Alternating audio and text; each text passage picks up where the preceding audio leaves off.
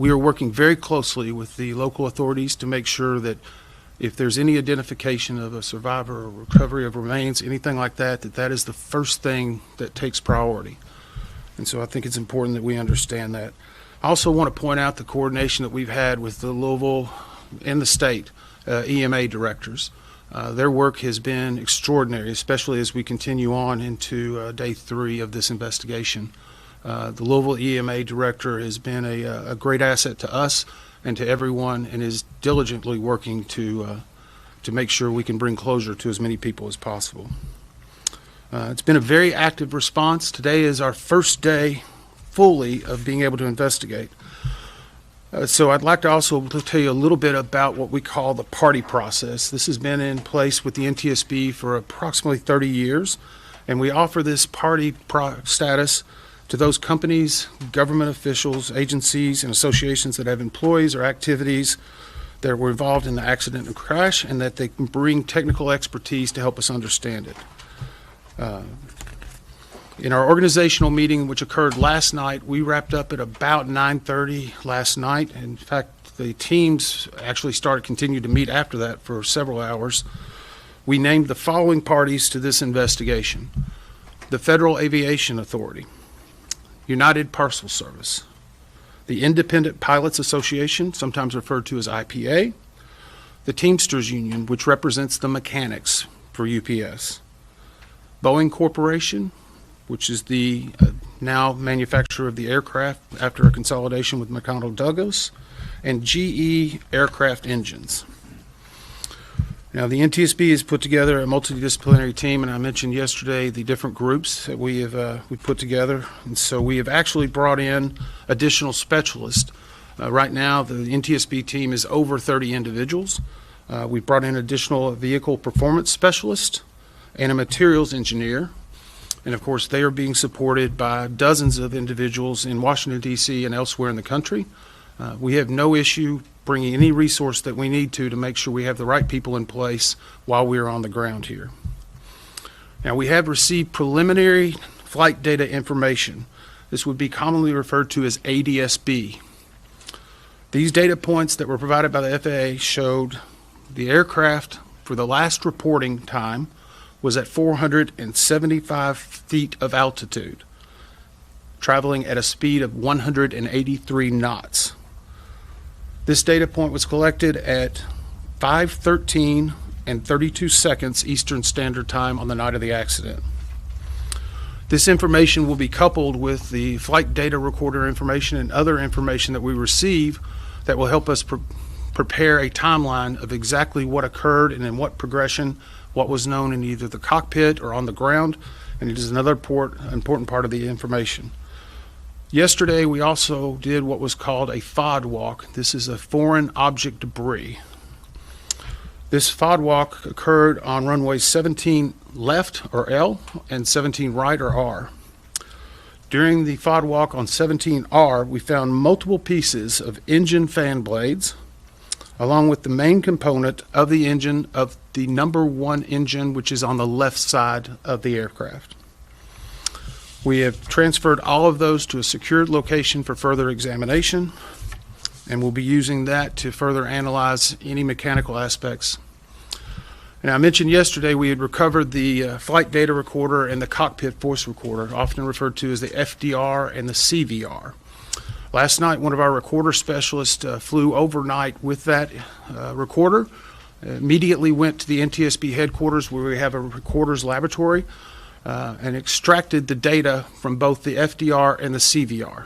We consider this a good extraction with good data points, which means that we will have even more information to help paint a comprehensive picture. So with that, I'd like to introduce Shahoon, who can give you a few specific pieces of information regarding the flight data recorder.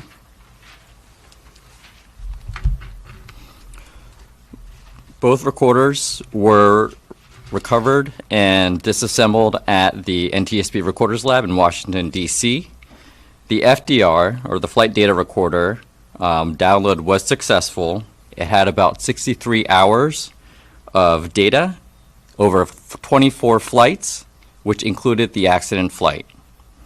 This FDR contained about recorded about 420 parameters. Those parameters included altitude, airspeed, engine information, as well as system statuses for the onboard systems installed. The NTSB will form an FDR group at Washington, D.C. at our headquarters in the coming day. The CVR, or the Cockpit Voice Recorder, was also successfully downloaded. That contained about 2 hours of audio, which included the accident flight. The CVR group will convene at the NTSB in the coming day to do a transcription of the recorded audio for the accident flight. Thank you. And let me reiterate again, the NTSB does not release the audio of any cockpit voice recording. A transcript ultimately will be made available of the pertinent information regarding the actual flight itself. As Shahun said, this will take a few days to not only get the information, but to make sure it's validated and verified by the experts and the parties. So we will not be having any information on that for at least another day or two. So with that, we'll try to take a few of your questions. Again, I would ask that you raise your hand, tell me your name and the agency you represent. Joe. This plane was on the ground for over a month in San Antonio. And you represent? The Courier. Sir. This plane was on the ground for over a month in San Antonio. Was it there for repairs? You know, major repairs were done. Was a C check or a D check done? And were the engines removed and pylons removed? So the question for those who may be watching is, we understand that the plane was in San Antonio, Texas for approximately 6 weeks, and what type of maintenance or what type of work was done on that. We are aware that this aircraft was there in San Antonio. We have actually started to pull those records down. We have a specific group that has experts in not only maintenance but repair, job cards, and all of the requirements of that. We're currently downloading that information and going back, and we will actually, as part of the investigative process, we will go back even further from that to get additional pertinent details about certain inspections and checks based on the age of the aircraft. And we will move forward and we will look at every piece of maintenance that was done, even from the San Antonio time all the way to the date of the flight. So those are pertinent and important information. We're aware of it, but it's going to be a laborious process to go through everything, especially whenever you're talking about 6 weeks of being there. We're also pulling CCTV information from the field to be able to understand anything that was being done around the aircraft in the days leading up to it. Yes, ma'am. Valerie Chen with WDRB News. There were reports that the plane was delayed that day as the engine was being worked on. Can you confirm that, and what details do you have? So the question was, there's reports regarding delays in regard to the engine before the flight. We've queried, and UPS has told us at this time there were no maintenance work done on the aircraft in question immediately prior to the flight that would delay it in any way, shape, or form. Obviously, one of our jobs is to make sure we verify anything that we may learn through multiple sources, but nothing to this point has been presented to us to dispute that. So our belief is today that there was not a maintenance issue regarding that aircraft prior to the flight subject. Tom? Mr. Edmond, there was some reporting to suggest that the crew of that plane they were supposed to be on a different plane, and that plane was swapped out for a maintenance issue. In other words, they were on the second plane to take to Honolulu. The previous plane that they had been assigned to may have been swapped out because of its own maintenance issue. Are you aware of that? And also, can you speak to, if there is a broader concern about the MD-11, what steps will you take to ensure that that word is spread out and maybe there's a fleet-wide inspection? You know, each time you ask a question, Tom, you ask two. But that's okay. That's okay. That's okay. The question was in regard to the incident aircraft, and that there's been some reporting or discussion of whether or not it had been swapped out by that crew to take a different plane to on its Honolulu flight. Right now, we've not gotten any specific information on it. The good news is UPS, their flight scheduling and all of their crews are being very cooperative with us, providing everything we need. So we will go back and look at that history, because whenever a crew is assigned, obviously sometimes that's a last minute change, but with cargo operations, it doesn't happen very quickly if you have to move a lot of cargo and other things. So the good news is, again, we've got CCTV footage. We can be able to identify and validate that very quickly, but it is one part of the pre-flight information that will be part of our report. The second question was in regard to the MD-11s. And I can say this, every aircraft, based on its age, the number of hours and cycles, has to go through a series of checks that have been tested and verified over many years of this plane flying. We are going back and looking to confirm every one of those checks were conducted and to verify. And sometimes in accidents like this, we may make recommendations for a different check or a different type of work to be done. But the most important thing I can stress to you, we have no problem or concern if we find something that is of life safety or that is urgent, of making an urgent recommendation.